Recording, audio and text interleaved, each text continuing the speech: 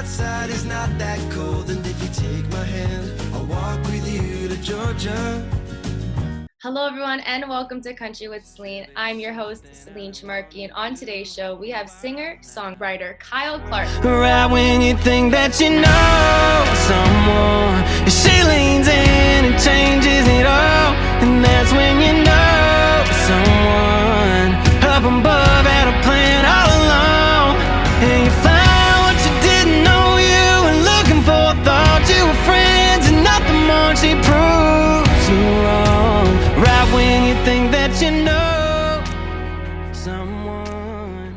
Kyle, how are you doing today? Doing great. How are you?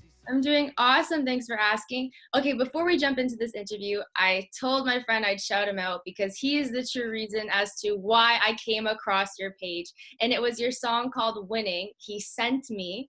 And I was like, I love this song, and this guy is so talented. So we're going to shout him out. His name is Cole Whiston. So thank you, Cole, for making me Thank you. happy.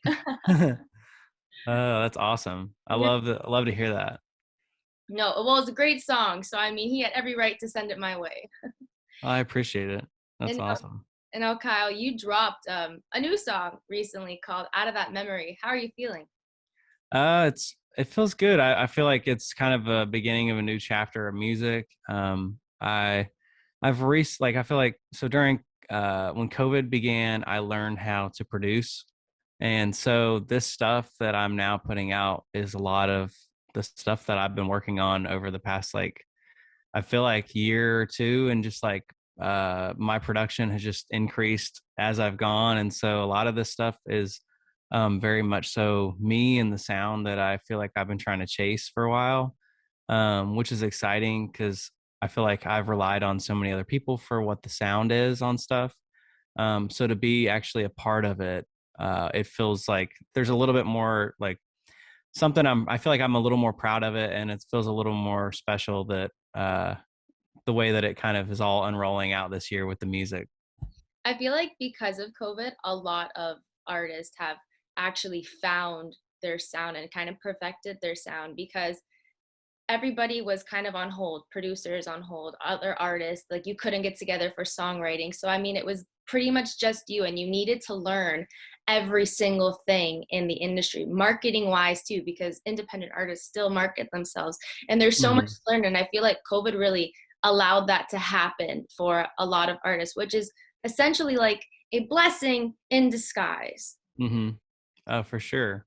I mean, the way that the industry is evolved, like it just keeps on evolving. And I think the thing is, like, if you're not changing with it, then you're going to get left in the dust. Mm-hmm. And that's kind of how I felt. I was like, all right, I'm a songwriter, and things are kind of, I don't know what's happening next, or what's like, and especially with like the way that radio and streaming and certain, there's certain aspects that are just kind of different, or they're becoming different. That I was like, I need to learn a new skill. I need to like take advantage of this time that I have, to where, and I have people around me also that were, my roommate is a producer, or at least at the time he was my roommate, Jacob Durrett. And then, the guy that was producing my stuff, Jordan Schmidt, both of them were just great people to go to with questions and get advice from them. Another guy, Alex Pennington Smith, was another one that I would just send him stuff and just get advice on like certain sounds or certain tricks, anything that I could learn. I was just trying to soak it up and be a sponge, because it's like, it just felt like something that was valuable. People weren't, with that amount of time, it's like learn a new skill, so that's kind of what I did. It's so important to learn always. Like you have to, knowledge is more important nowadays than money. It's so much more important. And because of COVID, like we were just saying, you had to really learn everything of the business. And even in the radio industry too, I mean, like you had to adapt. Like a lot of people started working from home, and it was like, okay, completely different setup than at the studio, but we have to adapt if we want to actually be successful in this career now. And it was a hard time. It really was hard, but I feel like we all have made it through. And now slowly, I mean, we did learn so much more than Yeah. probably would have prior to Oh COVID, yeah, for but sure. it's nice to finally kind of get back into the normal thing. Uh-huh. You know? Yeah. I mean, I think we all kind of If miss that. Yeah, I agree. And I feel like the thing too that was great. I mean, the thing is like I know there was so much it was almost like the uncertainty, or I don't know what it was, but there was kind of a maturity I think that a lot of people went through during that time period. Like I know like just I mean, I feel like I matured as a person in many different aspects. I feel like health wise too, I feel like I became healthier than I was before COVID, which is crazy to say. It's like, but I felt like I started paying attention more to like what I was eating and like trying to work out and try to stay active, and like also mental health as well, because I feel like it was like a mental warfare of just like everything. And it's still I mean, I feel like with all the events that are still going on today, it's like um Yeah. there's still a mental warfare that's kind of happening, and so it's like just trying to stay healthy and try to really like work on, I don't know, it feels like work on yourself and just continue to better yourself. I feel like that was an aspect that I pulled out of COVID, which was, I don't know, that I just think there was a lot of maturing that happened when I am thankful for that. Kyle, we could talk about that topic for I hours. know. Like so long. It was true. It was a real test. COVID was a true test, and we had to adapt, but we also matured because Hmm. life was just kind of thrown at us. Like 24 years old, and I'm in a pandemic. Like, what? Hmm. And then it just never felt like it was going to end. And then with health, mental health, as we were saying, we're all cooped up in our Hmm. homes.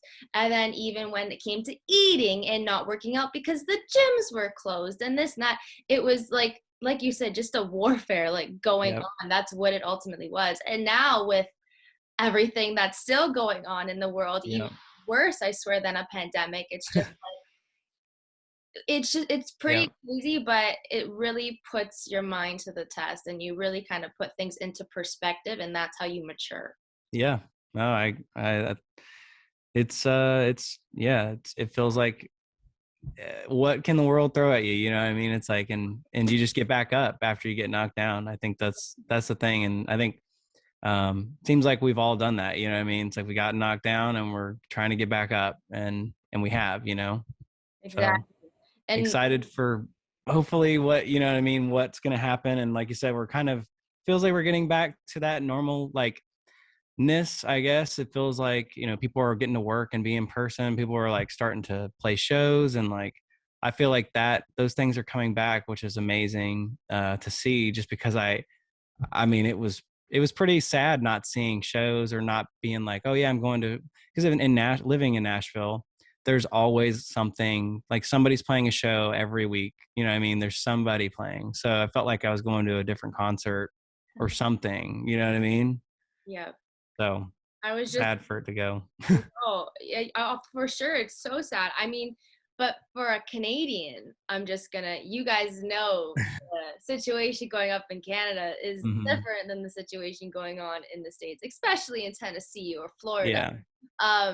Like for me, I just went to Nashville literally last week, and it was open. Everything was open. Yep. Meanwhile, up here in Ontario and most provinces, everything was still shut down. Like we went back into another lockdown. Mm.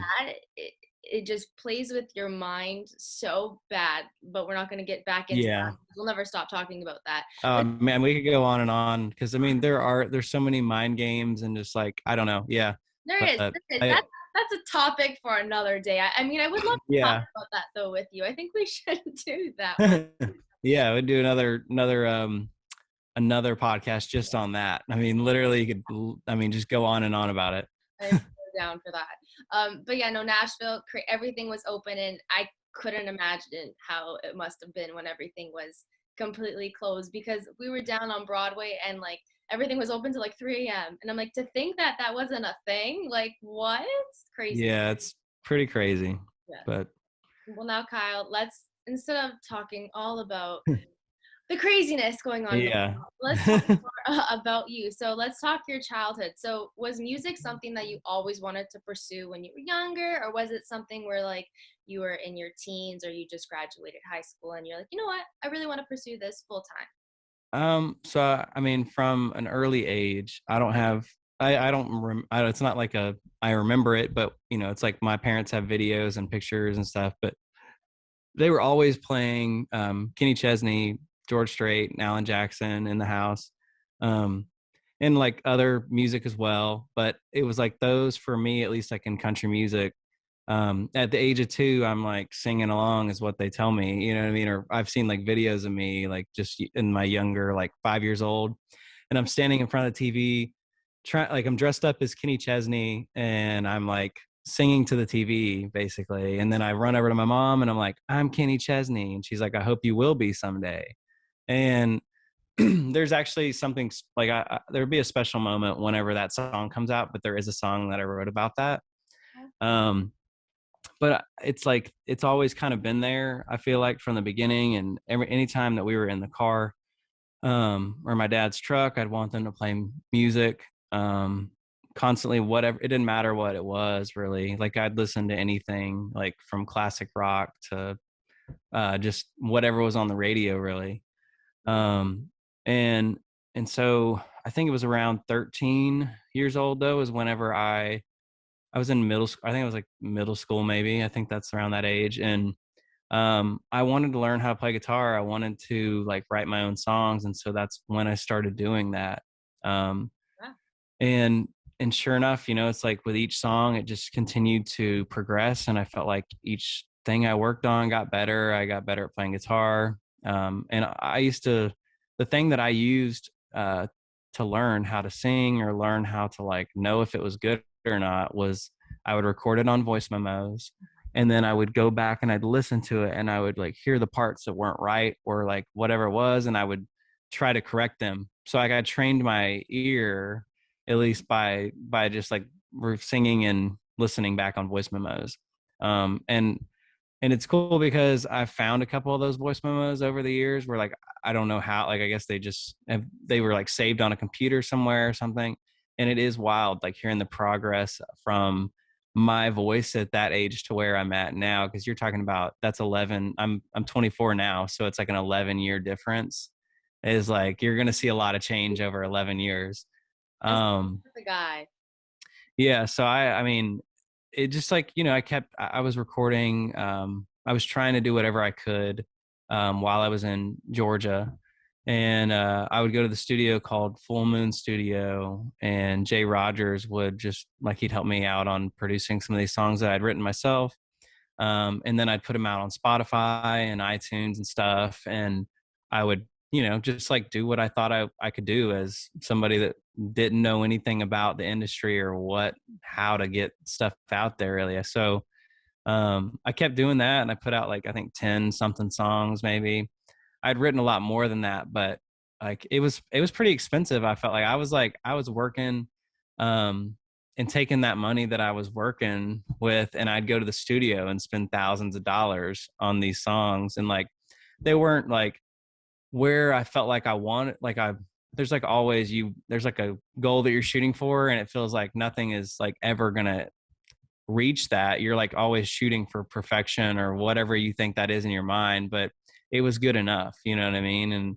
And people heard that, and people I felt like people did believe there was something there. And like even he became my manager. He Instagram DM me while I was going to the University of Georgia in 2018, and I get an Instagram DM like the very beginning of 2019. Like it was like January 5th. And basically he's, you know, I'm working job at I'm like in a foot department of Dick's Sporting Goods or whatever, like selling shoes or something. And I get like an Instagram DM, and I check it out, and you know, I don't really know this person, and I sometimes would get like, you know, you get like weird Instagram things about, I don't know, you know what I mean? So I was like, I'll check it out. And as soon as I did, I started seeing things that were like tree vibes, like Florida Georgia Line and like Dylan Schneider and a couple people that I was like, okay, I know who these people are. This seems like it's legit. Um, and so I responded, and he was just like, I love your music that I heard on Spotify. Do you have anything that you haven't released yet that you've been working on? And so I sent him this song, and it was Like the World's Gonna End, which I ended up putting out. Um, but like he heard that and was like kind of he was blown away, or at least he appeared blown away on the messages. And he was like, "Do you write this all by yourself?" And I was like, "Yeah." And he was like, "All right, well, I'm just gonna cut to the chase. Like, me and Jordan Schmidt are looking for an artist to develop. We would love to have you come up to Nashville and interview you, and just see if you're a fit for working with us." And basically he was like, "Can you be here on January 10th?" Which was like, I think a Thursday or something, maybe. So only 5 days after I got the initial DM, I was like, all right, I'm going up to Nashville and I'm meeting with these people. And I think Joey sent me the link to Jordan's like Wikipedia or whatever, so I could see like all of his cuts basically that he had and like number ones. And then I'm like jaw dropped, I mean, like, this guy's like written so many of my like favorite songs. Like, I can't believe I'm going to meet with him. And, so I skipped class cause I think it was like the beginning, it was like syllabus week or something. So I was like, I'm not showing up to this. Like, I'm going to go to Nashville and I'm going to see like what's in store for me.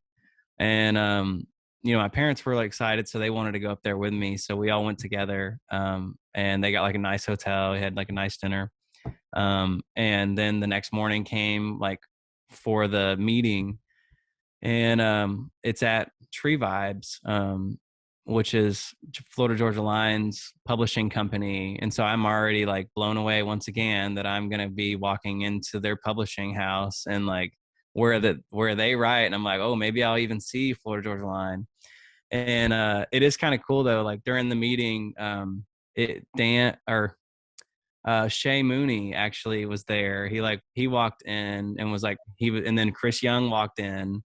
So like there was like people that were writing there, and I'm just like, whoa, this is really sick. Didn't get to meet him, but literally saw them walking into the building to write with Corey Crowder. And then even on Instagram, they like posted that day and they were writing. And while we were upstairs in that room, they were downstairs. And so it was just like this cool feeling. Like I feel like I'm surrounded by the stars or something. You know what I mean? It felt like I was like in the thick of it. And um and basically I played the songs for Jordan. He loved them. He was like, I'd love to, get you to come up here and write with you. And just kind of see where it goes from there. And then we ended up having dinner that night, where I met, their girlfriends, and we just kind of all hung out some more, and we all got to know each other a little better. And went back to Georgia and just started basically just going to school again. You know what I mean? Like it was like, Like but I was nothing. like in my mind, like thinking like, oh my gosh, I can't wait to go back to Nashville. Like I'm supposed to go up there in February. And so like you can probably start to figure out like I was already in Nashville, but I was still in Georgia in class, and it was not good for my schoolwork necessarily. But I was like, I am just so like I can't wait to go back to Nashville. So I was making trips every month, and my first trip back was February, and I got to my first Nashville write was with Andy Albert and Jordan Schmidt, which, with both of them, they'd had like Andy Albert wrote Good Girl for Dustin Lynch, and now he has also Thinking About You for Dustin Lynch. And then with Jordan, it's like he had, at the time, I think he had like What Ifs um, and then he ended up having like God's Country and like a couple of those other ones like later after that. But um, I'm just like in the room with these guys that are just they've written some great songs. And I just felt like I wanted to be a sponge and just like soak up all the knowledge and just all the like everything that they do that makes them great. And it was just I was just so thankful that they were willing to write with somebody that I mean I had nothing really going on. I just was putting out stuff, and Jordan just saw an opportunity, at least in like me as a writer slash artist, I guess.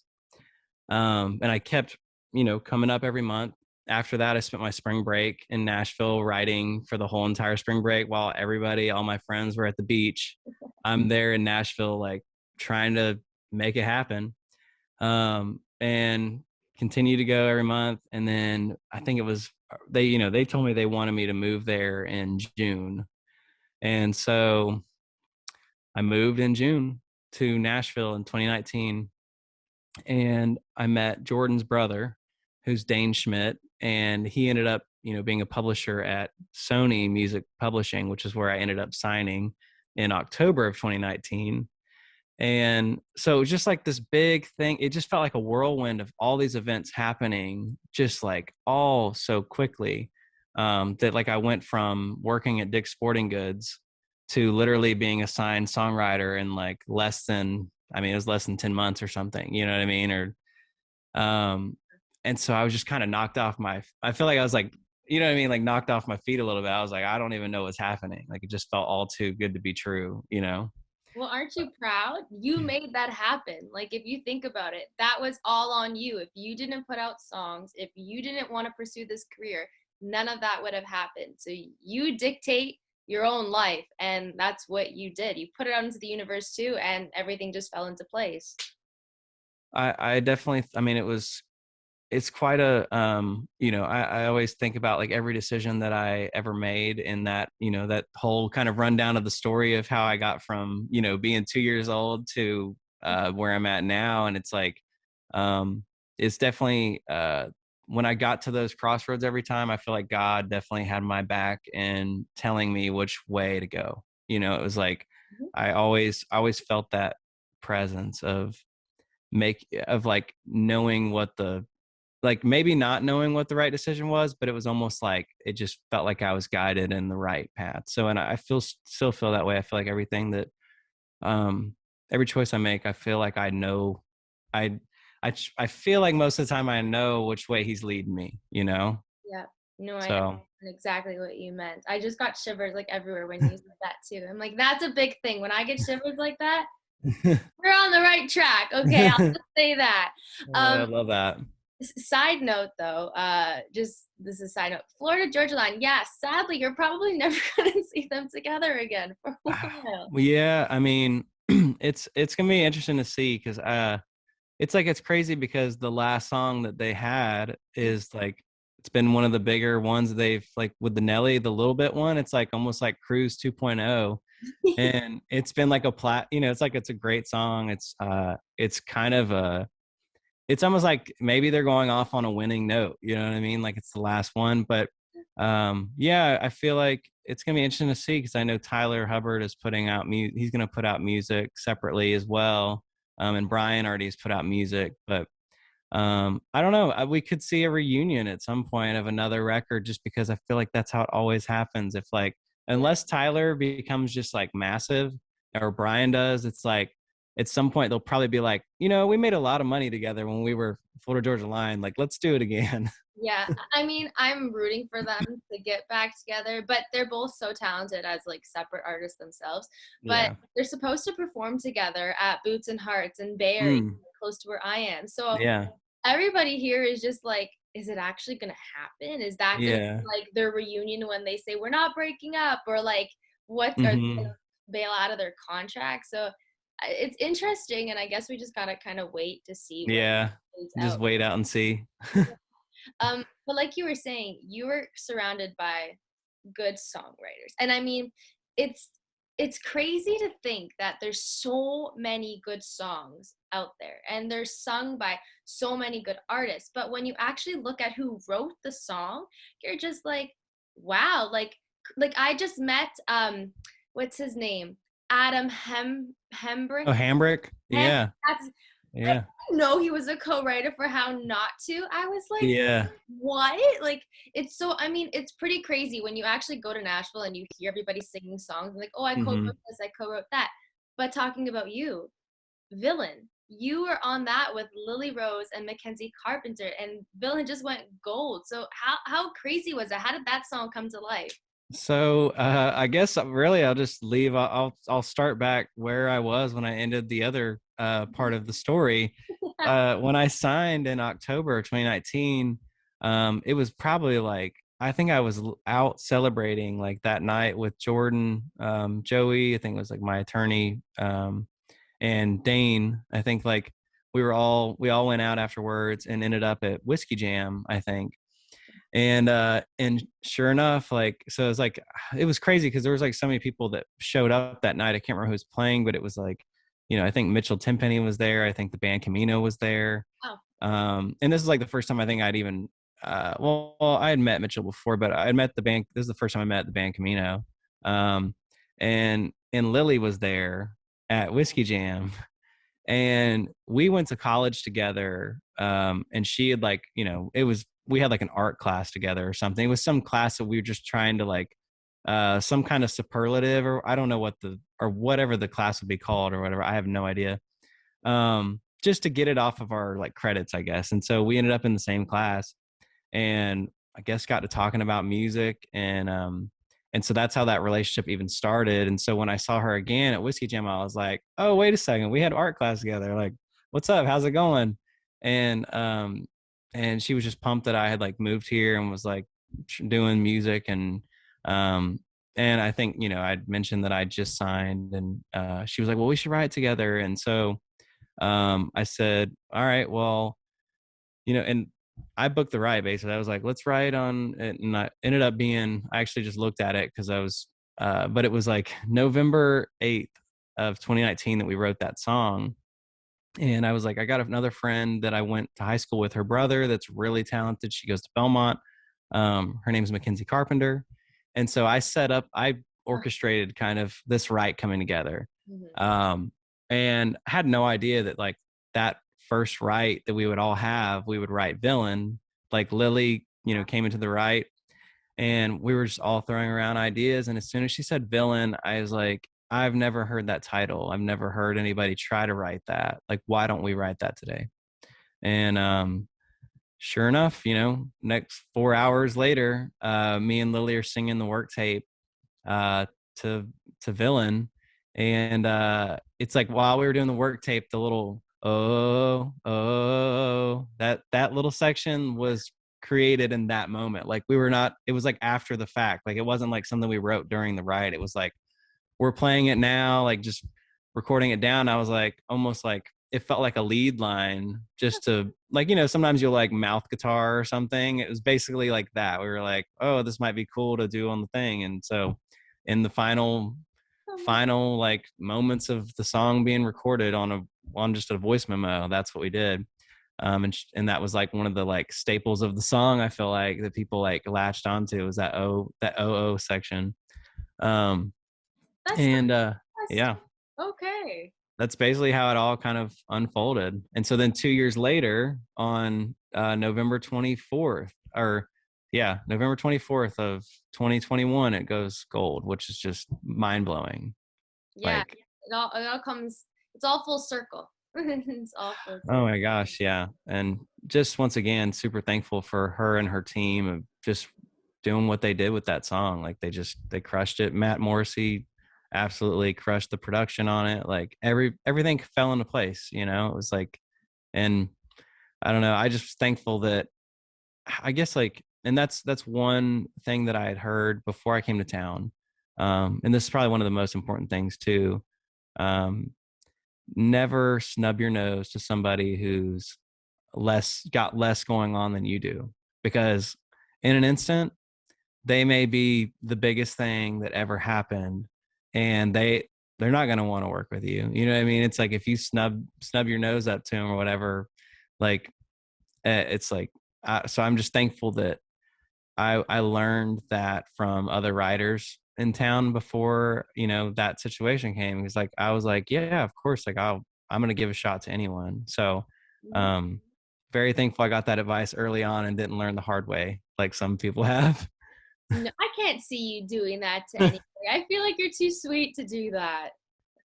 I definitely, I see the good in everybody, you know what I mean? It's like, I feel like everybody's got something to say and everybody's got a chance, so And sure enough. yeah, I know, sure enough, Lily Rose is like the #1 in country right now. Yeah. But networking, it's just it's so important nowadays. Like it truly is. I mean, that's how people end up landing jobs, is ultimately who you know. And Mm-hmm. you don't want to be burning any bridges here. Like Nope. at all, because like you were saying, you never know. One person can be here today, but tomorrow they can be here. And I mean, Yep. you don't want to burn that bridge. Like No. you just don't. And I mean, I feel like nowadays we need more kind people and more people who are willing to lend a helping hand, because Mm-hmm. going back, we've all been through a lot. And I mean, it's nice when people are just kind to each other Mm-hmm. and just they care for each other. Well, and I mean, another thing too, that like more than ever, I feel like the only way to succeed is to really help each other. I feel like, I mean, that's kind of, I mean, songwriting in general is that way. It's not about who wrote more words than the other person. It's the fact that at the end of the day, we completed the song together. And it's like you got there because everybody worked and did what they did that day. You know what I mean? So it's like, if it feels like there's a lot of times where it feels like it's a competition, but really it's like if we all just work together, then it's like you're probably going to see more success and more like more to come from that hard work, you know what I mean, or what you're working towards. Have you ever been in, this is probably a little bit more personal. Have you ever been in a situation where you've been songwriting with people, and then you come up with a really good song, and then one person kind of wants to, I guess, like say that they ended up writing the whole song and they had like no help from like anybody, like it's their song. Have you ever been in like those type of situations? Because like I've been hearing some from Hmm. some Canadian artists, and I was Yeah. curious to know if like you've ever been in that type of situation. I don't know if I don't think I've ever been in a situation where like I've heard about it. Like maybe there are, like, I have no idea. It's almost like, yeah, I haven't heard anything ever like that. I know people that have had that kind of, um, like Yeah. that situation happen, which at the end of the day, it's like, it's funny that it's because at that point, it's like, okay, like clearly that person has an ego if they have to, like, it's almost like they're compensating for maybe not writing the whole thing. You know what I mean? Yeah. Yeah. No, I get what you mean. And I that's like a situation that I've heard. But Yeah. you clearly worked with quite a number of people in the industry. So who is someone that you have yet to work with that you would absolutely love to work with? And I mean, you can even say like, I mean, your influences before Alan Jackson, George Strait, or like, I mean, you Yeah. can throw someone in Oh, there. well, the thing is, like, I feel like there's like, of course, I mean, I would love to work with, I mean, the thing is, like, yeah, I'd love to write a song with Kenny Chesney. I'd love to like write, you know what I mean? There's like people like that, like Keith Urban, like Luke Bryan, like all these people are like, they're clearly like they're the head of like I feel like food chain of country music, you know what I mean? But Yes. like, I feel like somebody that like, I don't know. I mean, there's like other artists that are maybe like they're not the Luke Bryan yet, but it's like I see them as that. And it's like somebody like a Jordan Davis or like, gosh, I'm trying to think of another one that like somebody I haven't worked with that, but Jordan Davis, like I love all of his stuff, like just a huge fan of what he does. So like that's the first one that came to mind whenever you just said like who's somebody that you haven't worked with. And I feel like there's so many people that I have worked with that work with him, and I've even written with his brother. So it's like there are people that I'm definitely intertwined with. I just haven't gotten in the room with him to write. But he's somebody that I would definitely love to write a song with. I would love to hear a song with you and Jordan Davis. That has to happen. 2022, make that happen, Well, guys. I know we'll see. And it's like there are people that it's cool like that I've gotten the chance at least like somebody for instance, I feel like that it was cool during COVID. We met on Zoom. We were writing, but like Fillmore has been one that has I've become friends with, and like even Mitchell Tenpenny was another one that like we wrote together, and like that was a cool thing is it felt like these are like artists that they're not at the top yet, but it feels like they're on their way, you know? So it's like, it was cool to write songs with them. And even the song that me and Mitchell wrote was a Christmas song that he ended up cutting, which was just funny to write a Christmas song. And then Fillmore, I have 2 songs actually coming out in March with him that he's putting out. Awesome. Um, the first one comes out March 4th, which I'm very excited about. Fillmore, so we wrote the day that, so the one that he's cutting, we wrote 2 songs that day, and the other one was called Bar Friends that Restless Road ended up cutting. And so in that, it's just cool that both of those songs, we wrote 2 songs in the same day, and they were both like going to be out. Bar Friends. Oh my God, what?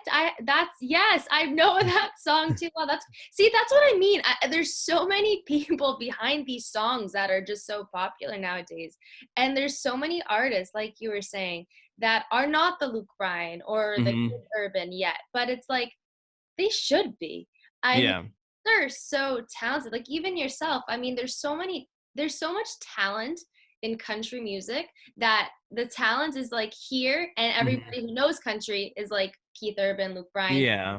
So it's like you guys, yes, they're amazing, But amazing performers, amazing artists. yeah. They've been around for so long. I mean, now it's kind of time to take a look at the ones that are upcoming, and these are the ones that you got to keep your eye out because I mean, Yeah. in 5 years from now, they're gonna be right up there, even sooner. You Well, and never that's, know. yeah, that's kind of how it feels. I mean, it's like you look at, I mean, 2 people that are like, I feel like have done that, or even I would say, I mean, 3, and I would consider, I'd say like, you look at like, Luke Combs, you look at Morgan Wallen, you look at Maren Morris, even Kelsey Ballerini. It's like they were kind of like, they seem like they're all kind of similar age as well, or something. They're kind of close in that area, and it feels like they are that group that is like moving up to the top of like Yeah, it's like top female artists and top male artists. It's like they've kind of gone into that like talk, and they were just a couple years ago, or how many ever, I don't know, I say couple, but it probably was more like 5. um it almost seems like 5, it took 5 years for them to kind of get to that point where they're now in consideration for like being the top act of the year, which is just crazy. and the thing is too is you have to take a step back and realize that this all happened not within 5 years. This happened Hmm. within like even 10 years, 15 Yep. years, like, since they graduated high school, or since they wanted to pursue this career. That's when it started. And then they Yeah. ended up just getting a break with some song they wrote, someone they met, or so on and so forth. And that's how their name Yep. finally gets like thrown into the equation. And that's how they're finally making their way up the coaster, which is how it should be. Because I mean, Luke Combs is a freaking talent. Like, I know. what? Yeah, it's pretty wild. I mean, it's just like, it just shows you that, and like I said, it's like there's names that I mentioned that will be maybe in the next 5 years they'll be in that top artist of the year. Mhm. Um, I think that it's going to be interesting to see kind of how it all plays out, and it's just, I think it's going to be who continues to build their fan bases and who puts out great music, and just also like who continues to evolve with the way that country music is evolving, whether it's radio and like streaming, just in like the whole TikTok thing that's going on. It's like, who knows what's going to be next, you know what I mean? But it's like, whatever is next, it's like, as long as you can stay and um continue to stay, I guess, relevant through everything that happens, it's like you're only going to move up in the, I feel like, in the chain of artists. Exactly. And with country nowadays too, it's not just the traditional country. You have country pop, which has become very popular, but you also have like country rock, some artists, Hmm. country rap, which is different. But I mean, Yeah. if it works, it works. And country Yeah. music itself is evolving, just like all the artists. It just is. And I mean, it should be. It's 2022. Um, it's time. Well, and the It's time. thing too, like, I mean, for just to kind of like on what I am putting out, like I feel like I've been experimenting with song, like it's almost like I feel like I've written so many songs. I feel like I've written so many songs that I love. Some of them are this, they're similar, but some of them are different. You know what I mean? It's like, the thing is, like, if you listen to Winning and then you listen to the stuff that I kind of have like that's going to come out now, it's going to be a different, again, it's a different producer, but it's like, just like, that's a different, like, Winning to me is pop country, like at least in my mind, like I see that very much more pop country than some other stuff. Like I have songs that I feel like would be more, they'd be suitable for like Yellowstone, you know what I mean? It's like Okay. more like Westerny kind of vibe. So the thing is, I have so much music, and I just don't know at the same time what I think I know what I am as an artist. But the thing is, also there hasn't been a song that has raised its hand, and said, this is what people want out of you. This is what people like whenever they listen to your music. This is what they expect when they hear a Kyle Clark song. And I think that's the thing that, once you find that as an artist, I think that's whenever that journey, you start shooting up into the names of consideration of like who's going to be the next guy, you know what I mean? The next Luke Bryan, the next Keith Urban. Um, and and so I don't know. I think that I'm going to put out a lot of, like, in my mind, great music that I've worked hard on. And just kind of see what people respond to. And I think as I see those numbers, and I see how many people are invested in whatever song it is, that's whenever I'll know kind of what I am chasing. Because like I said, I feel like I have so many different sounds, so many different production styles that I've tried, that it'll be interesting to see out of this batch of songs that I've been working on 12 different songs, Wow. and 3 of them are done. Um, and so the first one's already out with Out of That Memory. The next one's coming April 1st. And it won't be a Fool's Day song. It actually is coming out. I was just And and just, the April 1st one, I'm very, very excited about, very like, a lot of anticipation for it. It was one that I got to produce solo, on, because the last one, Without That Memory, I had help from Nick Zinanti, which he's incredible producer up in New York. And we kind of have done this partnership with working on stuff and just trying to get music out faster than I have in the past, because like I said, I've always relied on other people to help the sound come along. And so somebody that isn't, he's invested in what I'm doing and believes in what I'm doing, like enough to take as much time to do 12 songs, and help me produce some of these. So, but this one, like I wrote it with, that's coming out in April. It's written with Riley Roth and Jason Duke, who also wrote on Out of That Memory, with me, with Joe Ragasta. But me and Riley are going to do a co-release on it. So she is also like, we're both going to artist release it. And I think that's why I'm so excited about it. We shot a music video for it, that looks incredible. David Lair just absolutely crushed everything about it, shot and edited it all himself. And I don't know, there's just a lot of good people that were involved in the making of it. So I'm very, very, very excited for the song and just the ones that come after it. But just very thankful for all the music and all the people that are involved in what I'm trying to accomplish this year. Well, we're all excited to hear all these new songs. I mean, you said 12, like, hello, okay, 12 songs, that's a lot. And I mean, just throwing a stat out there, Spotify, okay, so you already have 1.7 million streams and over 360,000 listeners in over 145 countries.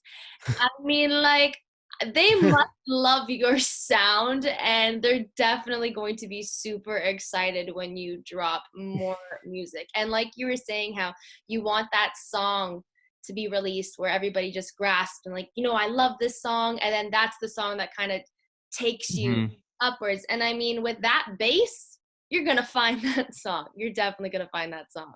I believe it. And I think, it's like, back to what you said, it's like that song, it's like what, and I think that's the thing that I ask myself a lot is when I'm writing a song, and it's kind of in the back of my mind a little bit, whether I'm writing it or I'm like wanting to put it out, it's like, is this the song that I'll be remembered by?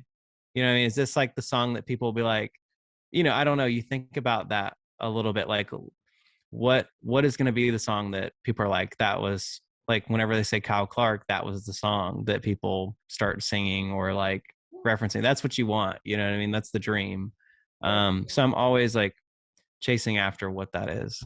Well, you're gonna find it, Kyle. I have a lot of faith in you. I mean, you clearly are a very talented singer-songwriter. So and you're 24 years old too. So I mean, you're good. That's young. You're I gonna, appreciate it. gonna Thank you so much. no problem. Now, Kyle, before we kind of wrap things up here, I want to play a little game with you. Okay. So I did this twice already. So for an American artist, a couple interviews ago, I did an American knowledge. And then for a Canadian artist, I did Canadian knowledge. So now let's kind of switch it and do an American knowledge Okay. and see how well you know Canada. Okay. Oh, this is not gonna be good. This is gonna be funny. I'm all for this. Oh my gosh, I love it. Okay, they're not that hard. Okay. Okay. So the first one, what's the population of Canada? Oh gosh, this is not gonna be good. Okay, so if America has like 300 million or something like that, I'm just gonna go on a limb and say that there's maybe, we'll say that I'll do a third of the United States will be Canada in my mind. We'll do 100 million. 100 million? Okay. Yeah. You ready for the answer? Yeah. 38 million. Oh wow. I was like, I feel like it's gonna be lower than I actually think it is, because I'm like, there's so much land, but not as like much like as many cities. Yes, it's not as populated as the States. I believe that the New York State alone has more people than Canada as a whole. Oh my I gosh. believe. Yeah. Definitely California does. So I think they have like 50 million people. yeah, they have so many. Yeah, that's a bit crazy. I've been hearing a lot about the traffic down there. I got no interest in ever Nah. going. When was Canada founded? So you don't have to say the year, but if you can say Okay. the date, I'll take it. The date? Yes, what's the date? Like the month and the Oh, like the Independence Day? yes. Is that what it is? Oh gosh. That's ours, yeah. Oh. July 4th, when's ours?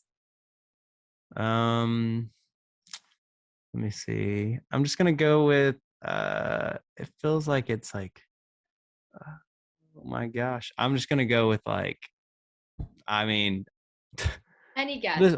we'll say July 24th. Okay. I mean, you got the month correct. Okay. It's July 1st. Oh my gosh. I felt like it was in July. I felt like it was in July, but I didn't realize how close they were. That's crazy. Yes, it's Canada Day, and then a couple days after, it's Independence Day. Wow. Yes. Yeah. That's incredible. I love what I'm learning. This is not more knowledge, the better, right? Yeah, knowledge is power. Knowledge is power. What is Canada famous for? Maple syrup. Yeah, you actually got that correct. Let's go. There's a couple other things. Let's see if you can guess one more. I'll give you one more. Yeah. So maple syrup and maple syrup and really nice people. yeah, politeness. Politeness. Yes, you got it. Okay. What's the nickname of Canada? Oh my gosh, I feel like I should know this. The nickname of Canada? What's Canada's nickname? Oh man. It's like I'll give you is it like Little France or something, or Second France, or I don't know. I don't know. I'll give you a hint. There's Great White in it. Oh, is it the it's not like Great White Peaks. You know, you're really close. What is it? Great White North. What is it? Great White North. Okay, gotcha. Yes. And last one. Give me 2 Canadian symbols. The leaf. Yeah. Right? Yeah. I don't know if I can. I'm like, what would be another symbol? Like, I just think of the red and white every time. That's fair. That's fair. Do you want me to tell you another one? Yeah. The beaver.